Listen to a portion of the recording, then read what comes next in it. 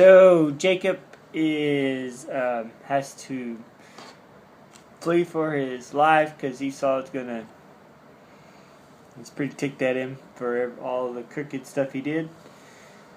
So on the way, Jacob is his mom asked him. Rachel, his mom, said, "I want you to go to where I grew up and to my brother Laban. He's got some girls that you can marry.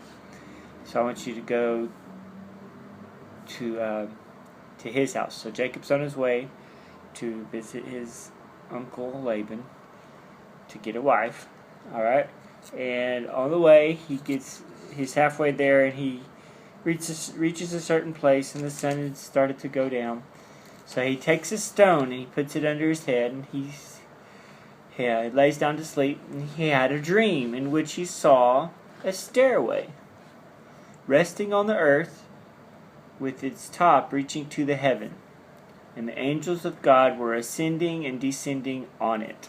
All right, so just imagine a gigantic ladder all the way up to heaven. Or imagine what that really looked like. I mean, a ladder that went all the way so far you couldn't even see it, and there were angels coming up and down on this ladder. All right, and there above it stood the Lord. And he said, "I am the Lord, the God of your father Abraham and Isaac."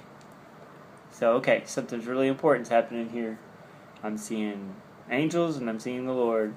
And he's talking about Isaac and Abraham, my grandpa and my dad. This is their Lord. So now he's coming to me. All right, and Grandpa always talked about how God always made him these promises, and for 25 years he waited for my dad to be born, and how he was always promising, surely the dads and Grandpa told Jacob about all the promises God had made, that this is going to be their land, and that he was going to make them a great nation, and everybody's going to be blessed. So now God is actually showing up to me, and what's my promise going to be? And can you anticipate, the excitement and how exciting this dream was going to be? That now it's my turn. Grandpa talked about it all of his life. Dad talked about it all his life, and now it's happening to me. How exciting this time was. So he sees the stairway, he sees the angels, he sees the Lord, and the Lord starts talking. He says, "I am the Lord, the God of Abraham, the God of Isaac." And here comes the promise. He says, "I will give you and your descendants the land on which you are lying. Your descendants will be like the dust of the earth, and you will spread out to the west and to the east, to the north and to the south. All peoples on the earth will be blessed through you and your offspring, and I am with you, and I will watch over you wherever you go, and I will bring you back to this land. I will not leave you." Pretty good promises, huh? A lot of those sound like the promises Jesus gave. He says, "I am with you always, even to the end of the earth. I will never leave you or forsake you." Sound real similar to those. And then you're going to be a blessing.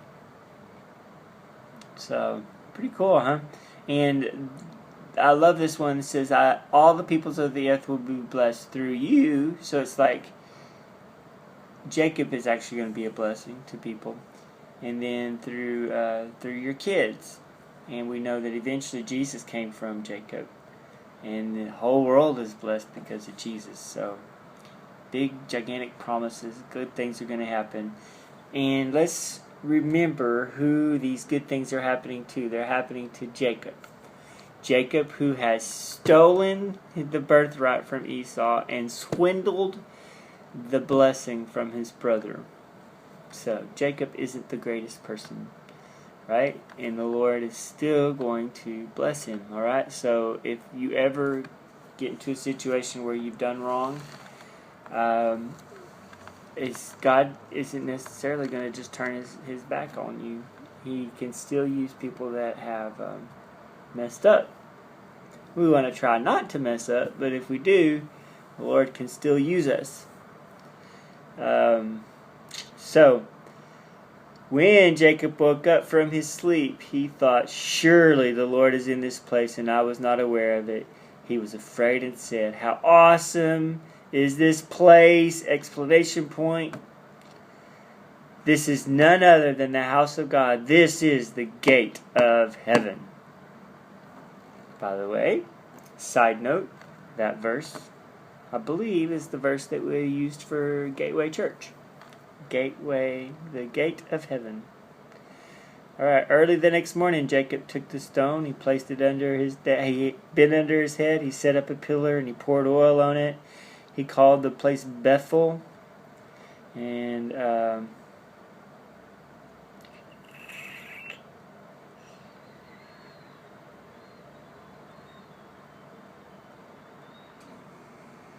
can't remember for sure what Bethel means. I think Bethel means house of the Lord or something like that. It means house of the Lord, yeah. He called the place Bethel, which means house of the Lord.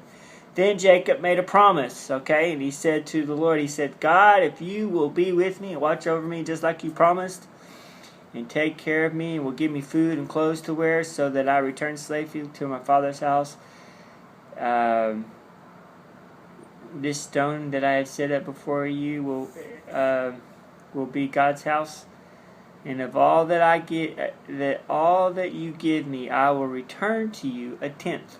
So, when God meets us and shows up in our lives, our response, just a natural response, is that we want to give something to Him. Okay, and Jacob promised, "I'm going to give you a tenth of everything that I get if you'll do these things you promised." Alright? It's pretty much the same response that we all have when we love somebody. Okay? I love Mom, so I want to buy her something special, or you love Mom, so you want to buy her something on Mother's Day. Stuff like that. But like times a million. So Jacob really sensed the Lord's presence and promised He was going to give him. And even back here, about 10 chapters earlier, Abraham did the same thing when God made him the promise. Then there was this guy named Melchizedek. He was a priest, and then Abraham gave him a tenth of everything he had. So it's always been in our DNA as believers in God that we want to be givers, and a tenth has been so way back here in the very beginning of the Bible. Here's the rest of the Bible. The guys were busy giving to the Lord. Pretty cool, huh? So